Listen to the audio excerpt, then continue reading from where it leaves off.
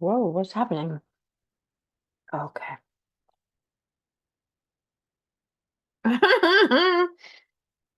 Why you so cute?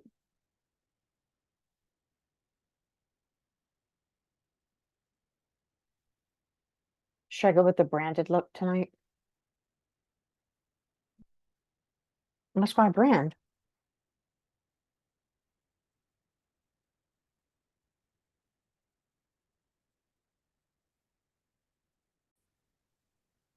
All right. All right. Well, thank you so much for joining us. My name's Christy Cox, and I have the privilege tonight of getting my invitation accepted by Dr. Golder Wilson. He is an EDS expert geneticist who actually diagnosed me in 2017. But he's had thousands of patients. And just as an overview, he's going to talk about the role of, DNA in the testing for EDS, which is, as many of you know, kind of controversial. There's this one that has a gene and these that don't, and have we identified the gene? So it can be a tough place to navigate. And he also has some really interesting information about the tie to the autonomic dysfunction that many of us experience, like having POTS. And then talk to us about like where the future of testing in the DNA and genetics world could go. So towards the end, first he's going to give a quick presentation, about 15 minutes. And then towards the end, I have some Q&A that I'm going to give him. And unfortunately, we cannot take live Q&A. But if anybody has really, burning questions, feel free to type them in the chat and I'll capture them and try to follow up. So again, thank you, Dr. Wilson, for being here and everyone who's joining. On behalf of the EDS patient community, we're really grateful for, the providers like you who go beyond to help us try to figure these things out. So for an intro, Dr. Golder Wilson is in Texas with more than 40 years in academic and private practice as a pediatric geneticist with pretty extensive medical training. And he's been teaching and researching at Texas Tech University. And unfortunately, he's no longer seeing patients in Dallas for his usual genetic testing and EDS diagnosis.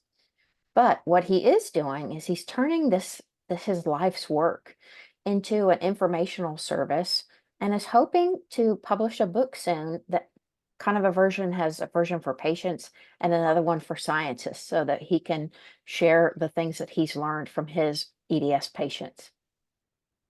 So with this service, it's $100 fee, and he'll read any DNA genetic testing that you have and work with you to provide a summary letter of his interpretation so that you could possibly, get a referral or get a disability consideration or whatever it is that you might need.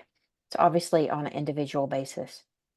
But he previously directed some practices towards promoting, being cared for in the home, medical care in the home, that was something that was real important. And he wrote about it in one of his many books, Preventive Management for Children with Genetic Conditions, Providing a Primary Care Medical Home. So just a little bit of background on him, and we're going to have some slides here in a moment, so you'll get to capture some of this. But there's more detail on his website, which is kindergenome.biz, and I'll put it up in a minute so you have the spelling. So you can learn about the ideas that he has for EDS and his perspective on, what might be a unique or, a different way of looking at things that might be able to move the needle. And he's so kindly shared with us a PDF version of a document that he calls, for families who suspect Ehlers-Danlos syndrome. And I'm going to post that along with the recording after this. If you get the EDS Share newsletter, if you don't, be sure and subscribe to it at edsshare.com. So enough talk from me. We're all really here to hear from Dr. Wilson. So let me pull up your slides And I'll let you take the floor, Dr. Wilson. Well, thank you. And it's an honor to speak with the advocacy you have done. And I know many that we have, many in attendance are advocating and spreading the information. So I want to talk about DNA testing and EDS. And the first and bottom line statement is that it is really the clinical evaluation that will make an EDS diagnosis. DNA can complement, it can rule out really bad forms of EDS to some degree. But the primary way to get an EDS diagnosis is by a thorough and complete clinical exam. Now, what is DNA testing? It is looking for a change in the nucleotide sequence of DNA. So there are only 4 base pairs, GATC, the Gattaca movie. You can see in that example number 2, a G is changed to C, and that will change the genetic code, which uses 3 base pairs for each amino acid in protein. And the proteins are the cell's workers. So if you change the amino acid and the function of a protein, you often have some type of disease. We're going to go over the major types of DNA testing. First, although Ancestry, 23andMe, that look at DNA fingerprints, common DNA variations like the MTHFR variation that has a 10 to 30% frequency in people, they're not very helpful for disease association. They're very helpful for ancestry or determining if it's a proper parent or child or crime scene. But they're not very helpful for disease association because these polymorphic variations are so common. So what you want to do for looking at a disease, you can use the old technique of targeted DNA sequencing. So people realized that collagens were a good thing to look at. And collagen type 5 change was one of the first things people noticed. Or you can have a patient that has Marfan and you can target the fibrillin 1 gene. And you go through the entire gene looking for that typo in the nucleotide sequence, and that's about $3,000. But now that we've acquired the ability to look at multiple genes, you can look at a gene panel. And one of the panels I think is very useful is Invitae's panel. I'm not sure where they're going now that they're acquired by LabCorp, but they've been very accessible. Anyone can order it online. And there's a connective tissue disease panel of 92 genes. And the cost was $150. It can range up to $500. GeneDx that I used to use because I had a wonderful genetic counselor there that worked with me. Theirs is still about $500. And then the most comprehensive currently available is to look at all 23,000 genes, and that's called whole exome sequencing. So let's see, how do I proceed here? On the slides here, I'll get it for you. Next slide. Okay, so go to the next one. Yeah, okay. This one here. So how do we approach EDS and the larger category of connective tissue weakness, or the medical term is connective tissue dysplasia? Think of the connecting tissue as a rope. And when the rope gets frayed due to genetic and later environmental influence, you have a dysplasia. So when connective tissue fragility, which accounts for the joint hypermobility or double jointedness that affects many of us, as you can see above, when it limits function, then it becomes disease.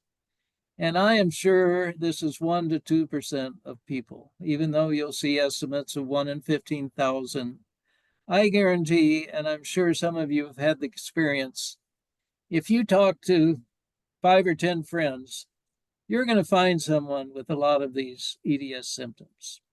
So you can think of a spectrum where you have disposition that we can see in our germline DNA that leads to distress in some people, many with double jointed and no, they are just a little flexible. We call it benign hypermobility. But then you have some distress, maybe some joint pain, maybe some limitation of activity, and then more symptoms develop. And then that's a true disease when you're really impacted and you think you need to go to a doctor. Now, I think my campaign is that every doctor looks at hypermobility at the beginning of a patient interaction, whether they're pediatrician or later adult specialists. I am certain, and there's been publications to this, that the so-called epidemic of ACL and other injuries, now that women are getting full participation in athletics, is in part due because women are more hypomobile. You have to be at certain times in life, like parturition. Also, realize that whenever you have pain, as shown by Dr. Pizzo in his autobiographical article, when you have pain, chronic pain, you're going to be depressed because it limits any activities you can do. Never had depression, yet when he had chronic back pain after retrieving his baggage, he had a year of depression until they figured out how to cure it. Next slide, please.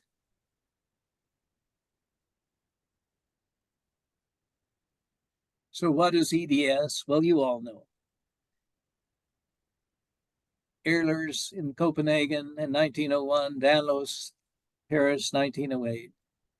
They focused on the very elastic skin. There used to be elastic men and women performing in the circus. And they saw the elastic skin and the flexible joints, and these dermatologists designated a condition.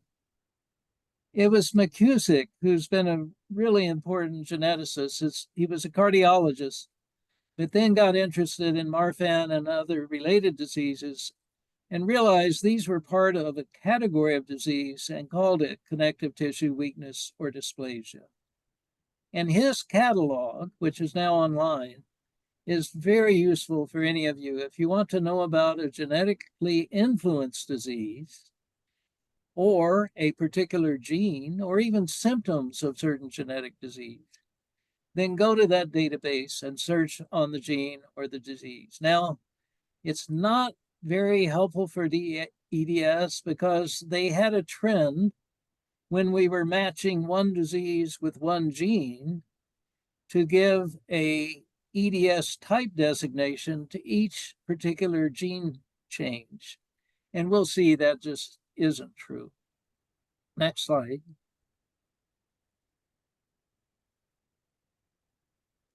So again, it's the clinical approach that will make the diagnosis. And we start up at the top.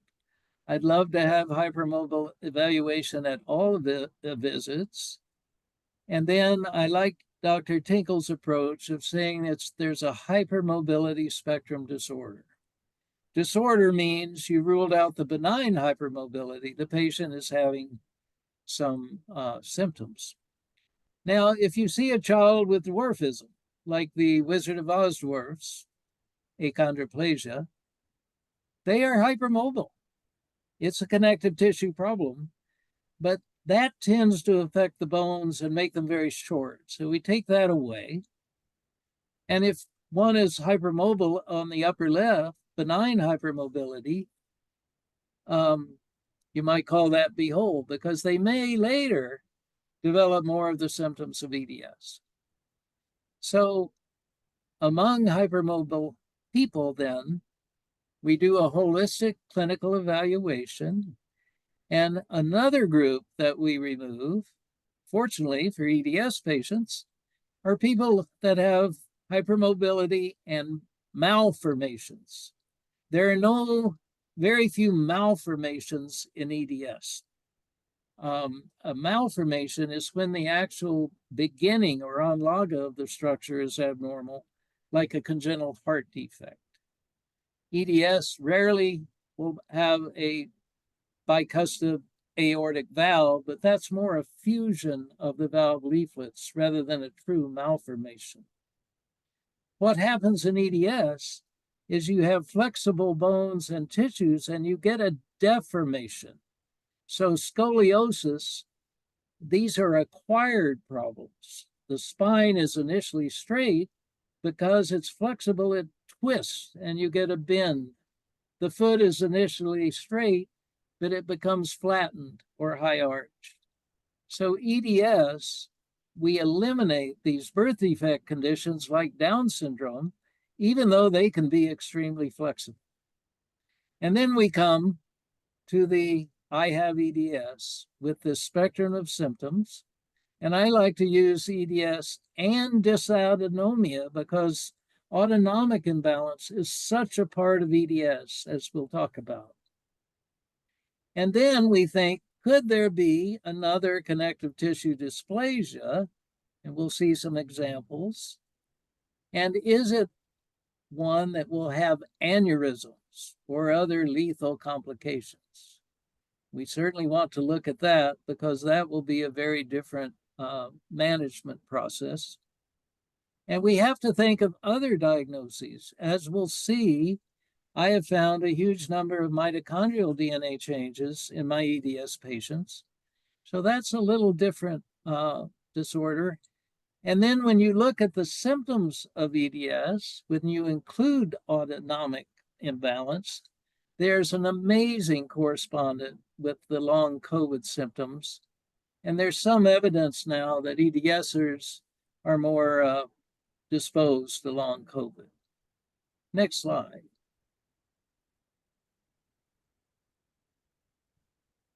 So what is genetic? Well, at least 10% of conceptions, 3% of live births have or will develop diseases that are strongly influenced by the type of the chromosome DNA package you inherit in your fertilized egg. Half of our genome package comes from each patient, but we also have an average 70 new gene changes that were not present in the parents. It was hidden in their germ cells, sperm or eggs. It went on to make a child, but it's a new mutation. The parents don't have any sign of that disease. And as life progresses, all cancers and many common diseases are impacted by genes and the environment, what we call multifactorial determination. Next slide.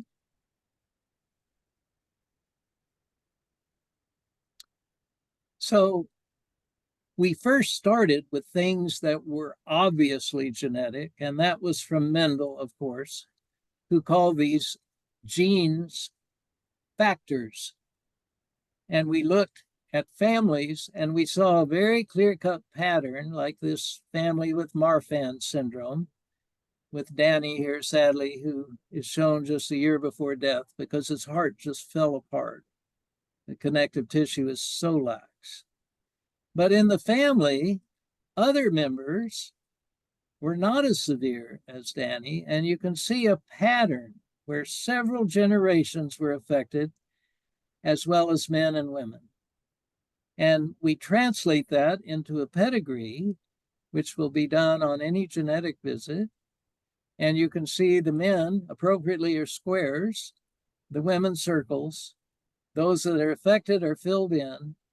And when we see this pattern, as Mendel reasoned, you can reduce it to 2 alleles, with the exception of the sex chromosomes. But chromosomes 1 to 22, we call autosomes, and they will be paired, so the genes within them are paired. And in the case of Marfan, we know it's autosomal dominant, so there's an abnormal allele, capital M, that dominates over the normal M allele. And thus you can see a 50% chance with each conception and reason how these alleles are passed through the pedigree. So that gives us a target then. We know it's a gene, and so how are we going to go and look for the particular gene among the 23,000 at least that are present on our 23 pairs of chromosomes? Next slide. And it's hard for people to realize, but genetic is different from hereditary because of those new mutations. So this young man that had the long fingers or arachnodactyly and the flexibility and the pectus, the concave chest of Marfan, actually had EDS, and none of his parents had symptoms. He was a new mutation. Next slide.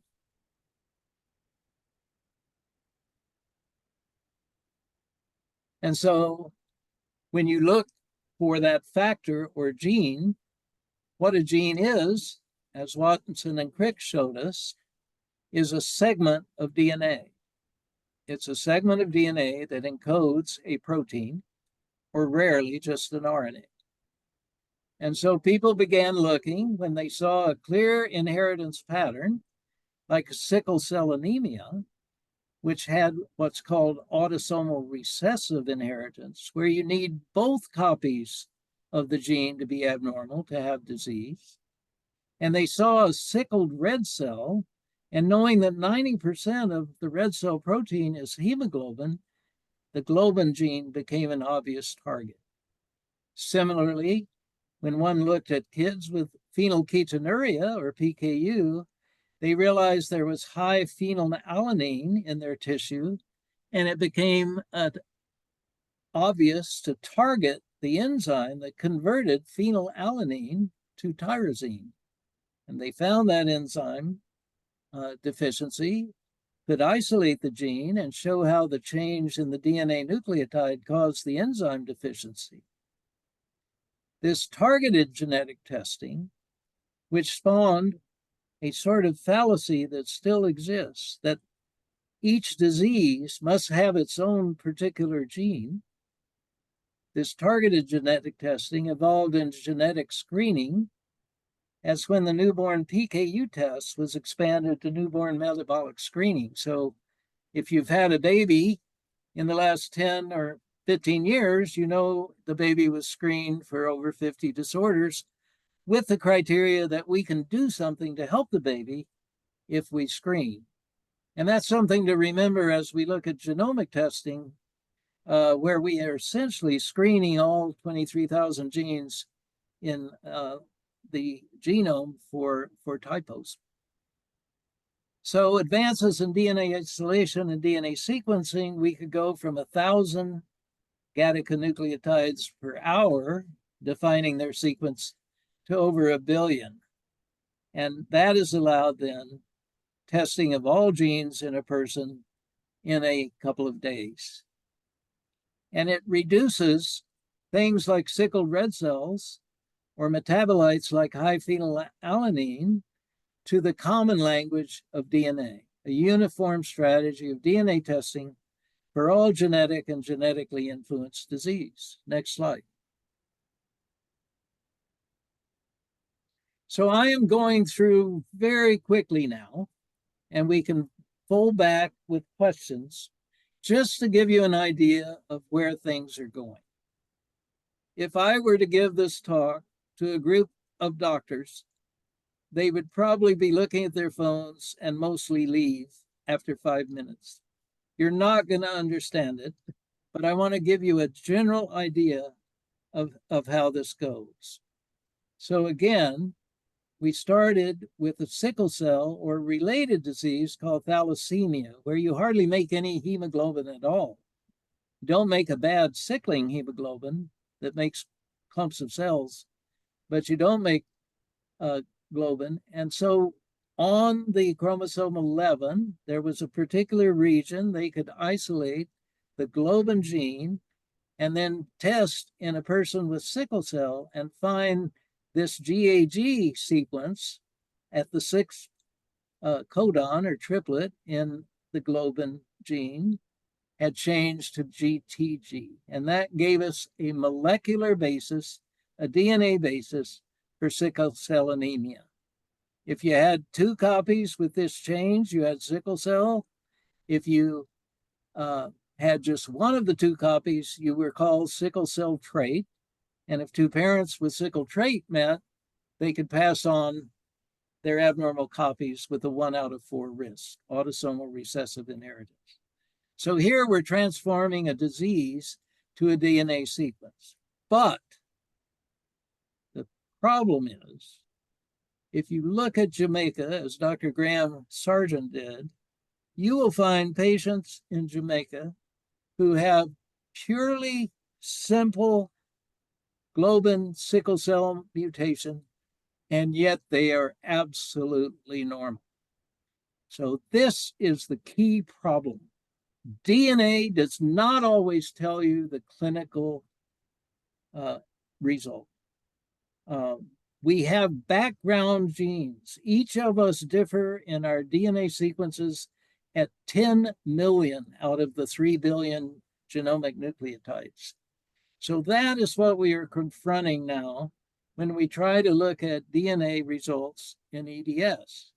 Again, if you have a clinical picture that's very clear-cut for, say, vascular EDS, and you find the collagen type 3 mutation, which is the usual gene associated, then you're on very good ground.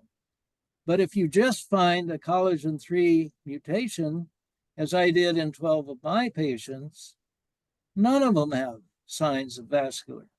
So again, the clinical picture is what tells us the diagnosis. DNA may complement that, and it may lead to more discoveries, but it's the clinical diagnosis that matters. Next slide. And now we're going to go really fast. So one other disease in the connective tissue spectrum has blue sclera, blue whites of the eyes. Severe forms have severe fractures in the newborn, often lethal. The person will develop over 100 fractures and some types of osteogenesis imperfecta. They too have lax skin. So a lot of overlap, but this was the first connective tissue dysplasia to be found to relate to a gene, and it was the type 1 collagen gene. Now we know there are over 20 different genes that can lead to a very similar phenotype of osteogenesis imperfecta. And I have found over 20 collagen type 1 genes changes in my EDS population. Next slide. So I was actually with my mentor in fellowship, saw DNA before anyone, and we were the first to isolate human DNA. But this paper with 5 people, look what happened as people began to isolate every human gene. And we came up with the Human Genome Project and a complete map in 2001. In 2022, they have finally finished the entire 3 billion DNA sequence of the human genome. Next.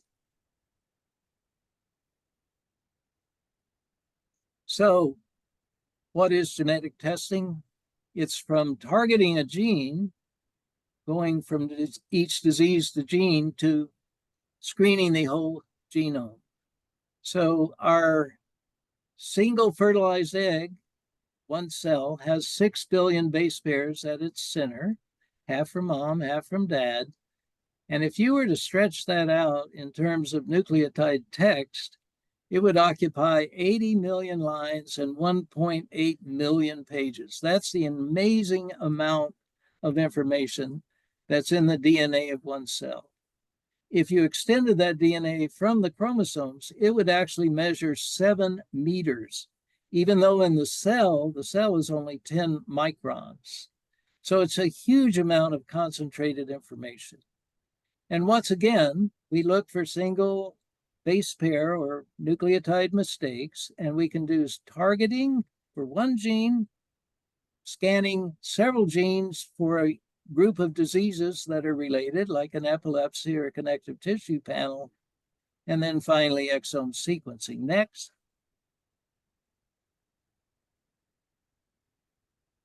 So one thing, again, we don't worry about with EDS are people with developmental disability. And here you have extra or missing DNA material.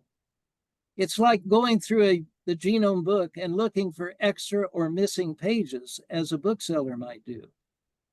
And this child with something called DeGeorge syndrome, we can target that particular region, and we see with a fluorescent probe that is red compared to a control green at the end of the chromosome 22, that this region is missing on one of the chromosomes 22.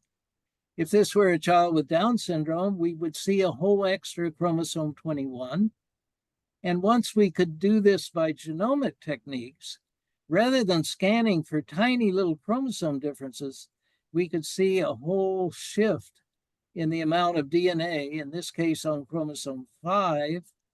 And this young lady certainly doesn't look unusual, like a child with Down, or even this child with subtle features with what we call DeGeorge, but she has a chromosome defect. So this is called microarray analysis. It's rarely useful in EDS patients, except there is a tryptase gene amplification. That's a very rare cause of EDS, and you can pick up that amplification with microarray analysis. Next slide. So what we are looking for, and what was found in cystic fibrosis as a big breakthrough for genetic and DNA technology, is again a change in the nucleotide sequence.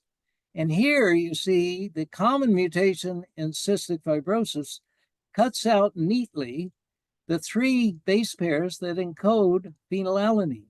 And it was called a delta delete F for phenylalanine, position 508 gene sequence. And that was the cause of the most common form of cystic fibrosis. Now, finding this has led to a gene therapy called Trifalca, and they can now make kids with cystic fibrosis who used to die between 10 and 20 years live a full and happy life with that medicine. Next slide. So finding the DNA change gives, thanks to Jennifer Doudna and others who have perfected gene editing, DNA editing, gives you therapy. So we're now going to see, how do we go from this complex spectrum of EDS, after we rule out the dwarfism, skeletal dysplasia, or the intellectual disability chromosome disorders, how do we then complement our clinical diagnosis? Next slide.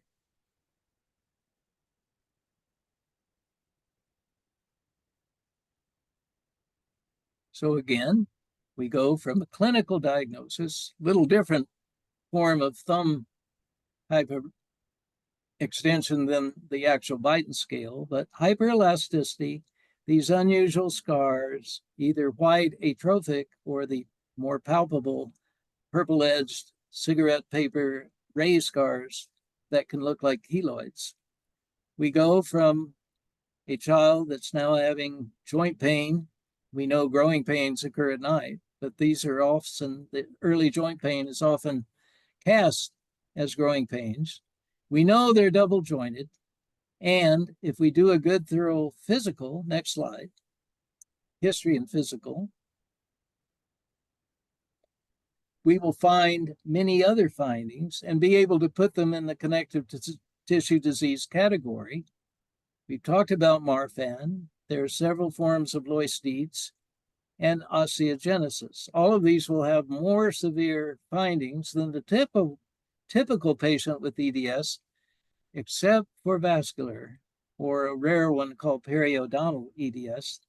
And you can see the taut facies. I've only seen one parent of a patient with vascular in my series. I did see a couple of patients before in my genetic practice, but you can see this is extremely rare. They say 1 in 50,000.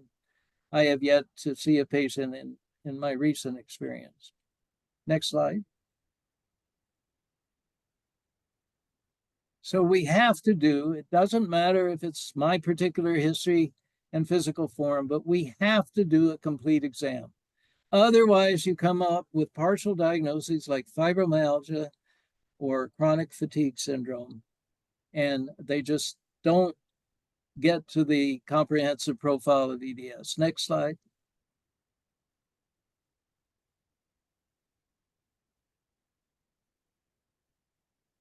And key to this is realizing you have both tissue laxity and autonomic imbalance. So if you look at my patients, you can see their numbers at different ages and plot the relation of joint findings out of 10 to the number of POTS findings, postural orthostatic tachycardia syndrome findings. You see a proportion. And that means tissue laxity and dysautonomia are inextricably linked. Dysautonomia is not a chance finding like, unfortunately, you see on the EDS Society website. It's integral to the disorder, and it's the most treatable part of the disorder. So it also is the thing with the tachycardia, the anxiety, the stress that causes so many doctors to disregard and mislabel these patients. Next slide.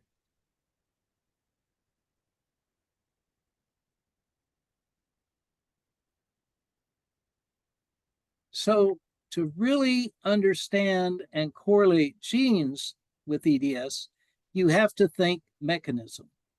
And I realized that there's a cycle. You have tissue laxity, joint tissue dysplasia. You get blood vessel laxity that makes them dilate. You get blood pooling in the lower body, decreased brain circulation, which the autonomic nervous system doesn't like.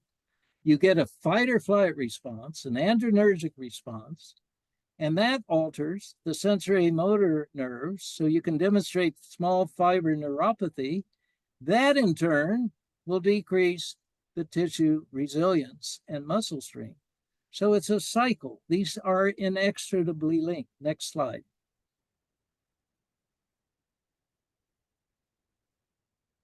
And if you look at the genes, 566 of my patients had positive results from whole exome sequencing, mainly.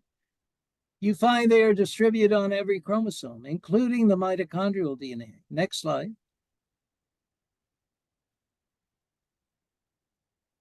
And if you look at the symptoms, just scan the colors here.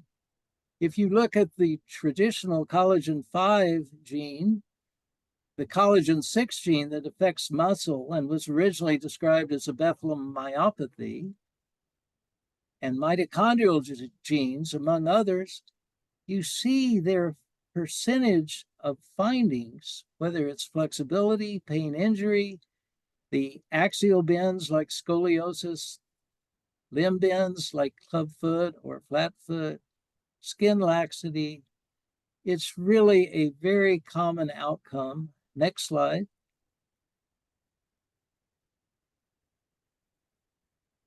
And if you look at the hypermobile EDS versus classical EDS of my patients, see most of them are hypermobile.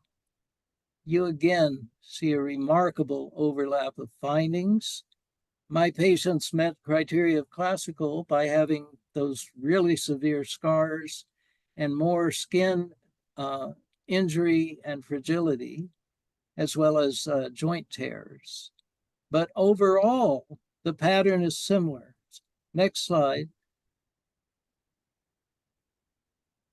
So you see a network of genes that lead to these symptoms, and the symptoms of EDS and long COVID have remarkable overlap, as do the genes in EDS, certain genes in EDS, with those that are linked to COVID severity. So think mechanism and network for the future of EDS to understand how genes relate. Next slide.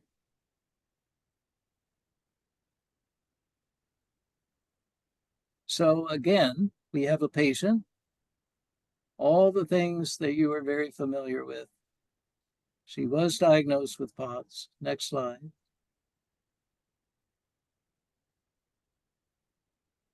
Using my forms and a lot of patients now, I can relate patients like this young lady that was below 20 by her number of physical and history findings. If you do the complete profile, you can relate to other patients. And she has as many findings as 80 or 70% of my patients. Next. So immediately, when you make her diagnosis and fit her into EDS with dysautonomia, you can give the usual therapies. Hydration, exercise, so important, but wise exercise. It's not wearing. Braces for the knees, joints that give you problems. And then, of course, through the subspecialists, as we discussed initially, sometimes they are better than a geneticist because they can actually treat your symptoms. Next.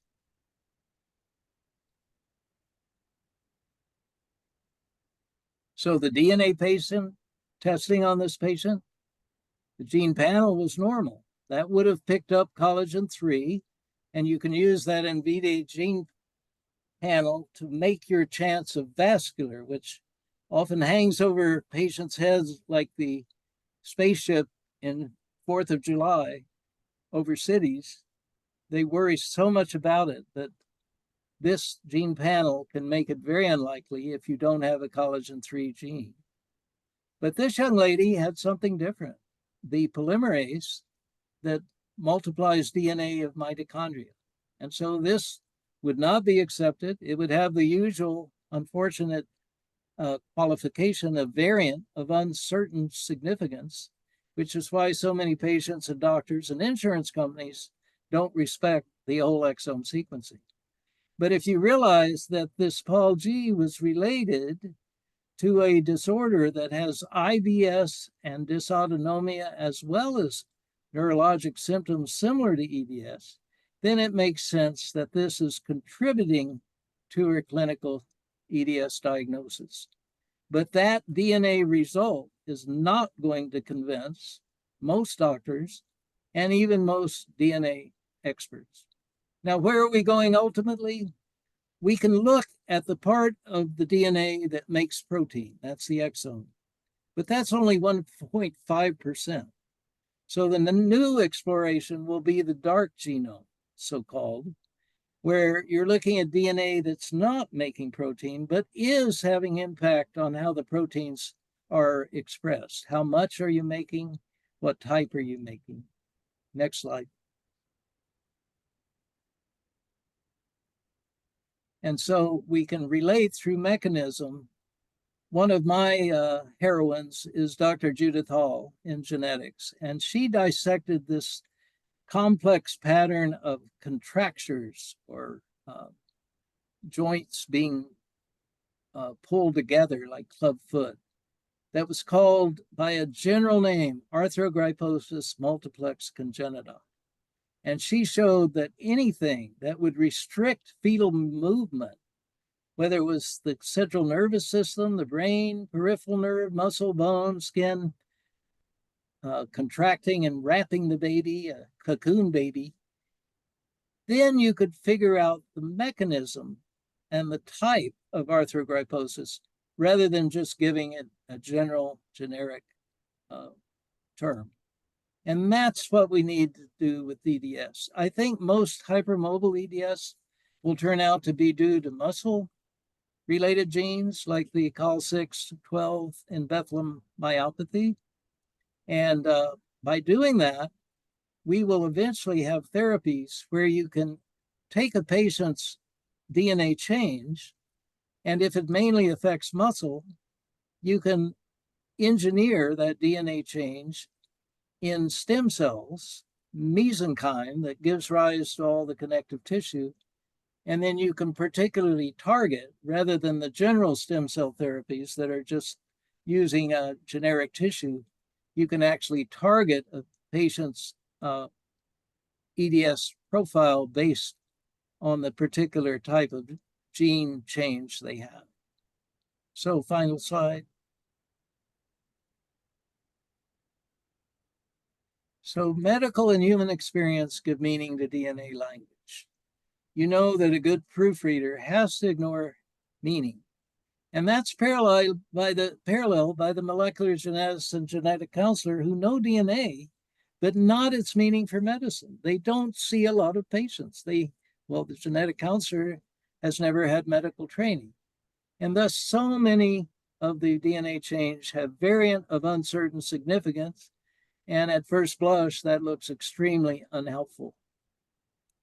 DNA predicts an RNA protein change, so you can go from the DNA nucleotide change to RNA protein with the genetic code, but you've got a whole cascade of gene network and protein interactions in complex diseases like EDS. So you have to have the clinical correlation. DNA may help, but differences, whether it's autism, schizophrenia, intellectual disability, hypermobility, you have to have it in the clinical medical home context. So you can translate that DNA change into a treatment program, which mainly comes from the clinical evaluation, but maybe in the future will involve cell transplants. Well, let me leave it there. I know it's a huge amount of information. I would encourage any of you to email me if you have other questions or more specific questions. I really like interacting with patients. Yeah, So as we'll you can move see, on to his email address questions. and his website. Sorry, the email address and website is at the bottom of the slide right there. If you want to take a screenshot, and all this will be shared. So I'm going to stop the slides and then we can move into some questions. All right. So thank you, Dr. Wilson. I'm sure many of us kind of have our minds blown right now with all of that scientific, fantastical data. But you know, for those of us trying to navigate this for ourselves or for our children or whoever it may be, I've appreciated that you shared some of the signs and symptoms that you can watch for, and you have this great acronym that you created. Um, if you'll tell us about that, the I have EDS, and I will pull up the little graphic while you talk. Yeah, well, it's just a way of showing it's a spectrum of symptoms, a pattern of symptoms. Syndrome literally means running together. So when you talk about a syndrome, you're talking about multiple findings. And so many, we talk about syndoky in poetry, like Eliot's J. Alfred Prufrock, claws along the ocean floor, claws. Automatically, you think of that entire lobster-like organism. And so many people so many physicians will look at only one symptom and call it fibromyalgia, call it chronic fatigue syndrome, call it serum negative rheumatoid arthritis, because you don't have any of the rheumatoid factor or other markers, or even call it easy bruising. So it's just a way of, and what a nice diagram you made. But it just a way of emphasizing the entire profile rather than a few highlighted symptoms. So everyone, if you want a screenshot of this will also be shared, but I'm going to go back and talk to Dr. Wilson. So you talked a little bit in the beginning about the kinds of genetic testing, that families might get if they suspect EDS. Tell us a little bit about that. You talked about there was, different kinds and different companies, because a lot of what happens and this gets shared on social media, and as we all know, misinformation can happen. But for example, right now there are companies out there saying, and and advertising that they can find your HEDS gene, which I think is really interesting because the scientists haven't found it yet. So what would you recommend that is a wise choice if they're going to invest? Well, the best testing, if your insurance will cover it, is the whole exome sequencing. That will look at all 23,000 genes and give you clues about genes that are altered that are not yet really accepted as part of the EDS types. It also allows you to look at what are called secondary or incidental findings. And this is a list of 56 genes where if you have changes, they imply pretty severe diseases. The breast cancer BRCA1 and BRCA2 genes are part of the list. There's several muscular dystrophies on the list. So the whole exome sequencing that's really getting lower in price, like $500 or so, will cover all the collagen genes. It will look at collagen type 3 and will give you the largest amount of information. But as we saw in our sample patient, most of those gene changes will be qualified. That is, when the scientific laboratory goes through all 23,000 genes, they will find an average 12,000 DNA changes. And so they have to have filtering software that says, okay, well, this change, it's in the NOMAD or 1,000 genomes database. It is very frequent. It's in 30% of people. Therefore, it can't cause disease or our hospital would be overwhelmed. So they come up with a list of usually 1 to 5 DNA changes, and they have to qualify them according to consensus guidelines. And those guidelines are benign, variant of uncertain significance, because scientists don't want to accept anything without large and degrees of proof. And then finally, pathogenic or disease causing, or they may say likely pathogenic as another qualification. So although whole genome sequencing and exome sequencing are going to be the research of the future for EDS, finding all these genes and how they work together to cause this complex spectrum, the practical part is you're not going to get an answer in most cases that will satisfy your doctors because it will be labeled variant of uncertain significance. So I think the Invitae, and they've just been bought by LabCorp. I don't know how much that's going to change. But they offer a panel of 92 genes for $250. If you order it yourself on the website, any doctor or any patient can order it. But if you order it as a patient, you're charged an additional $100 counseling fee because they feel they have to explain why you're doing the test. So I think that's the most practical thing. You're not spending a lot. If you have a collagen 3 mutation that may be linked to vascular, they'll find it. And they'll find any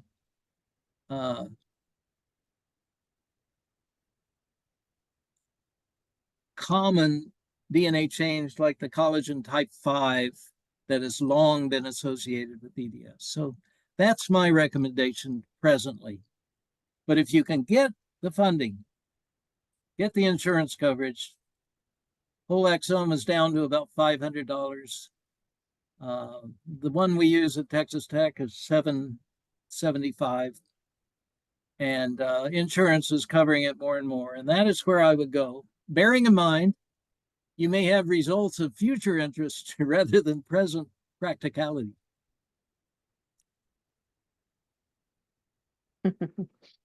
Yeah. We're getting a lot of questions, and I'm going to try to do the best that I can with the time that we have left. And Um, please, I don't know if this anyone who doesn't get an answer, email me, please. wonderful. Thank you so much for your kind generosity and sharing of your knowledge. Is Can you explain to us? A lot of us hear about, the mother gene and, the MTHFR. Can you kind of explain how that relates to hypermobile EDS? Well, I don't think it does. Methyl tetrahydrofolate reductase, MTHFR, is an enzyme that its primary function is convert cysteine to a methylated amino acid called homocysteine.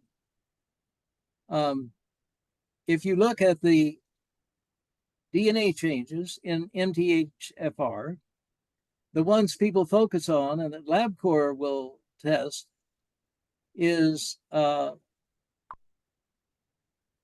C677T, C changed to T at position 677, and that occurs in 30 to 40% of people, depending on the population you're looking at.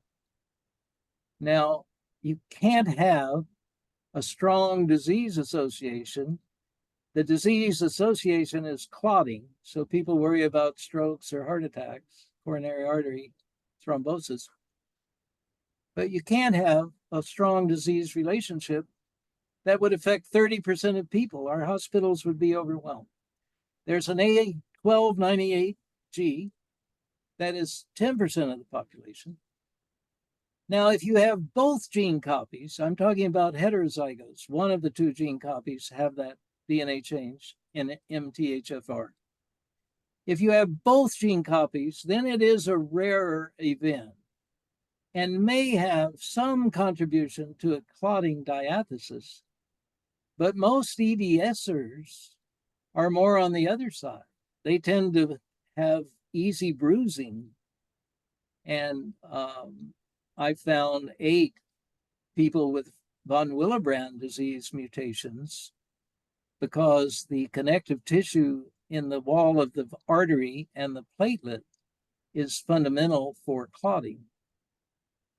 So I don't think, although it may have a small relation to clotting disorders and possibly to certain infections, and you can determine that by actually getting a homocysteine level.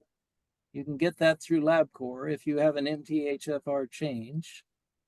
And if it's elevated, then the enzyme probably has had some impact on its function, and you're more likely to be predisposed to those clotting issues. But overall, I really think it has little to do with EDS. That's interesting because a lot of us, seek testing and get that, and sometimes we go, "Oh my gosh, I have the gene." So being able to understand this really, really complex issue of genetics and you know billions of cells and data behind what you get and what manifests in you, um, is I think really mind blowing. So a useful analogy is a electric power network.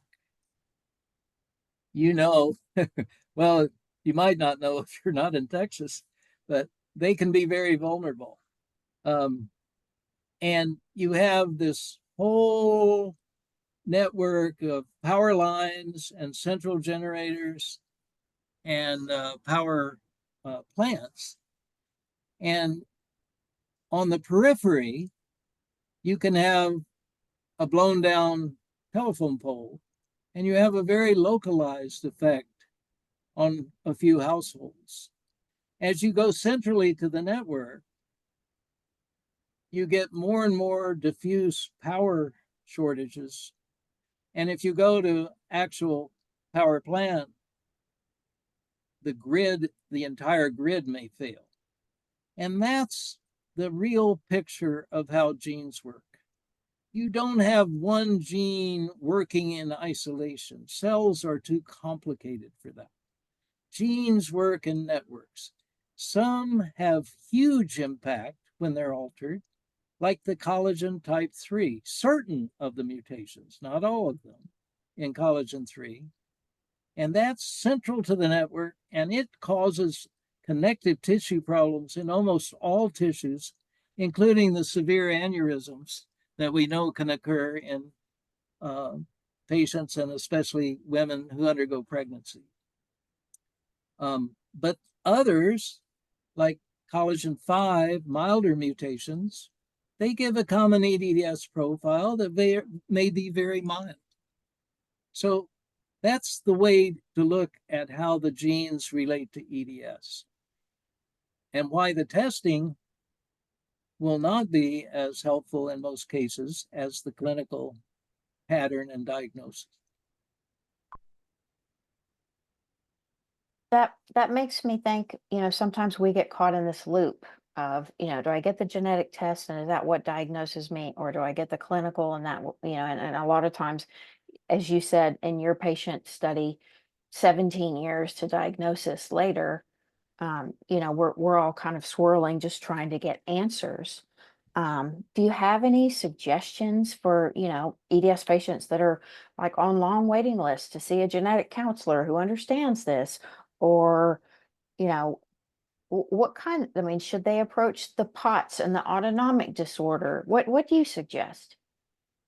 Well, I think they have to go to a doctor who does a thorough history and physical and covers, we have a standard review of systems. And we're supposed to go through, my doctors don't. They don't even do a physical. I can't believe it.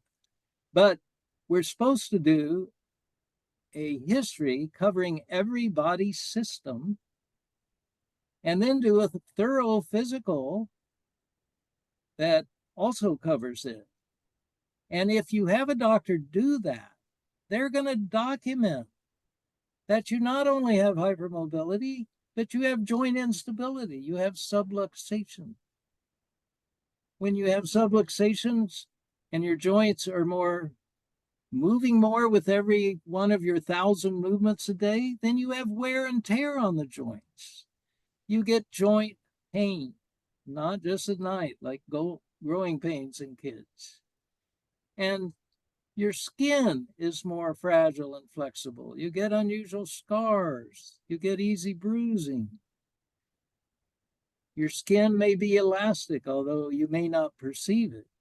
And many people, if they come from a flexible family, will not tell their doctor that they're double jointed because they take it for granted as normal. And then because of the pelvic pooling, women often have very heavy periods. Later, they will develop endometriosis. They can have ovarian cysts. Doctors should ask about that. And then the neuroautonomic thing, migraines, severe early, sometimes less so later, muscle aches, feelings of muscle weakness, headaches.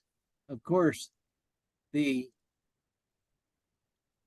Chiari that most people are not aware of, but where you have slippage of the lower brain and it blocks the cerebral spinal fluid circulation, and you get increased pressure inside the brain, a pseudotumor, it's called, and you get terrible posterior headaches with poor balance, or you can just have chronic daily headaches due to the vascular changes.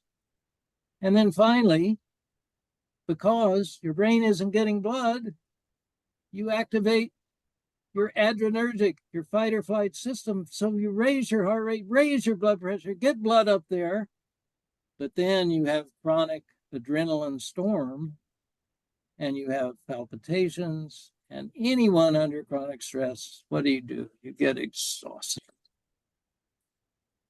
You have heat sensitivity, you have flushing, all the signs of ramped up adrenaline, you also stimulate your allergy cells, the mast cells. So you're getting red rashes, you're getting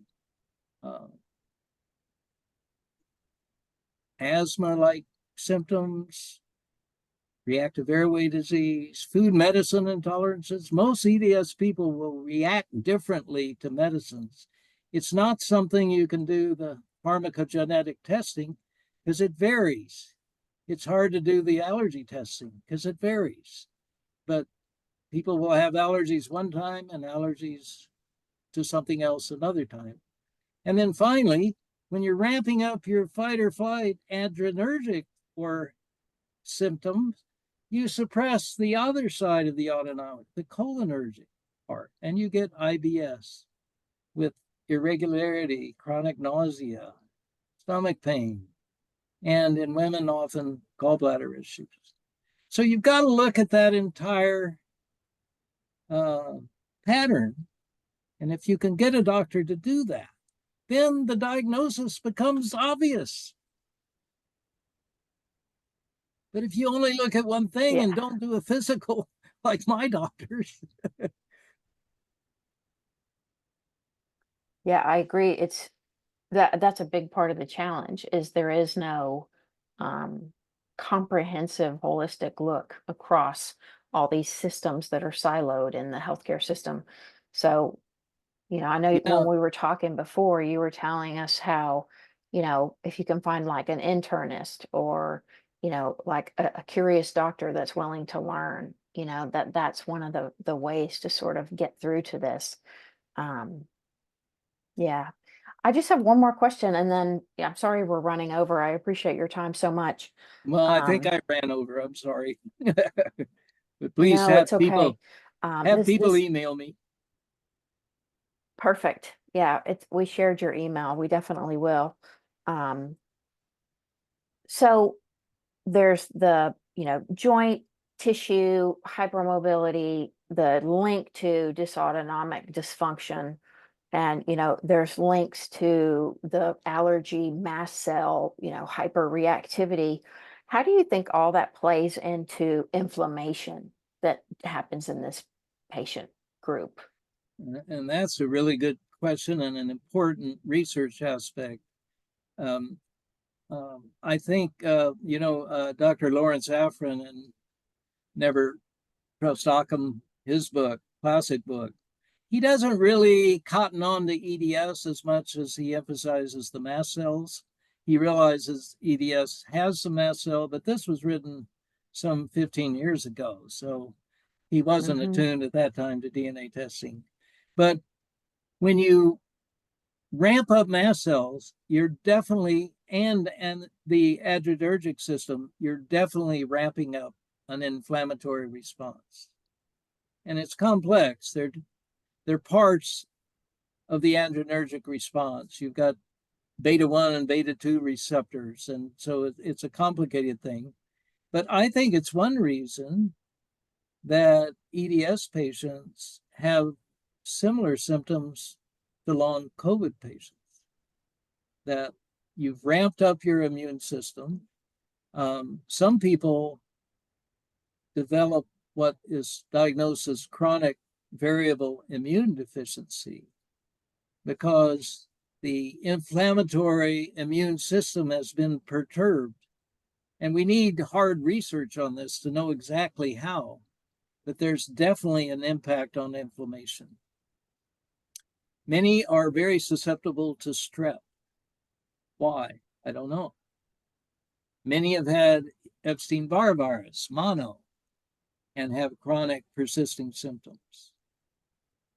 So there's definitely a relationship. It involves in part the mast cells, but we need more research. Yeah. We need more people like you explaining it to people, and we need more science to get funding to be able to make these discoveries. While some of us are still fighting just to get a diagnosis. So it's a challenge.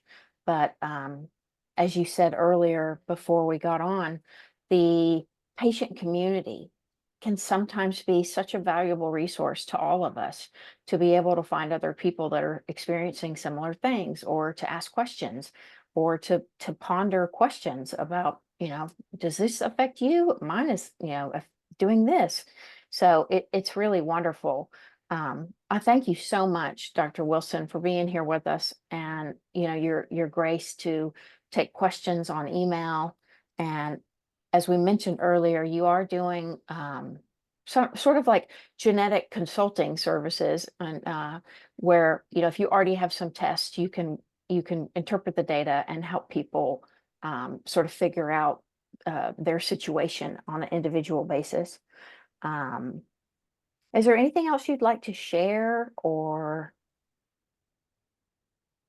No, just my admiration for your work and for many of the audience who I'm sure are active members of the EDS group. Again, patient groups have made a huge difference. And, it's always when you're working as a group rather than an individual, and you can often just focus patients on how their symptoms fit this pattern.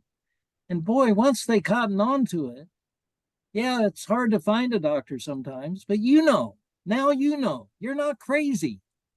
The fact that your heart ramps up at night and you wake up sweating, no, it's not because you're anxious. It's not because you're crazy. It's a fight or flight response. You don't see a burglar coming through the window, but you're having the same response because of this disease. Yeah, absolutely. So true. Well, thank you everyone for joining. I'm sorry that we couldn't take everyone's questions, but we've got the great avenue to be able to follow up with Dr. Wilson's email, which is in the chat.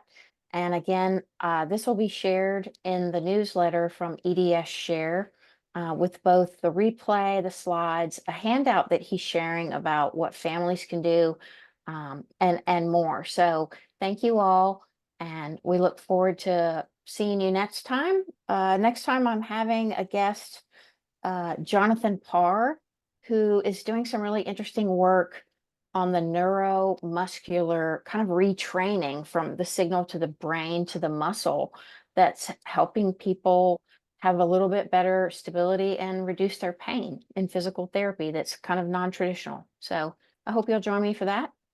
Again, thank you so much. And thank you, Christy.